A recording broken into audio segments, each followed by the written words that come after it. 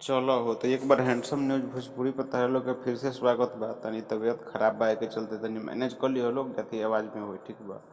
एगो गाना आवे वाला बा ट्रेंडिंग खेसारी लाल यादव के देख सकता है लोग किसमिस। गाना के नाम हो किसमिस, लोकगीत हो, झकास होके वाला बा। खेसारी लाल यादव सिंगल गाना के गइले बा ना। बात करल जे म्यूजिक डायरेक्टर राइटर के बारे में तो पुरानका कौन नहीं हो, मतलब पुरानका ना जौन हमेशा देवेला जे बा लोग कोई नहीं है। सब एकदम जैसे कि साल में 2 बार 1 बार देवे वाला। अब ढेर दिन के बाद गाना होता वेब म्यूजिक से। तो जौन कुछ बा यहाँ पोस्टर पर देख लो लोग आशुतोष तिवारी म्यूजिक डायरेक्टर में अपन देख सकता लोग आशुतोष तिवारी गाना के लिखले हवन। अब म्यूजिक डायरेक्टर में के बा नीचे अपन देख लियो लोग दिनेश लिखल बा शायद का तो पढ़े नहीं खे आवत माने लाइटवा मोबाइल के कम बतावत नहीं के बा। तो जो राइटर बा उनका नाम है दिनेश और राहुल का तक का अपन देख लिया लो ठीक बा।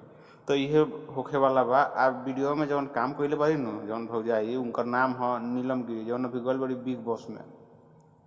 तो बिग बॉस में गल बड़ी उहे भौजाई काम कइले बारी खेसारी भैया के साथे। ई गाना काल्हे ना आई, ई गाना आई 6 तारीख के 6:45 पर, यानी कि 7 बजे मान लो लोग 6:45 पर गाना आई 6 तारीख के। काल्हे बाटे सर्वपल्ली राधाकृष्ण के जन्मदिन, तो टीचर्स डे। तो वीडियो को अच्छा लगता है शेयर करो, मिलते हैं नया वीडियो में, तब तक के लिए बाय, जय हिंद जय भोजपुरी।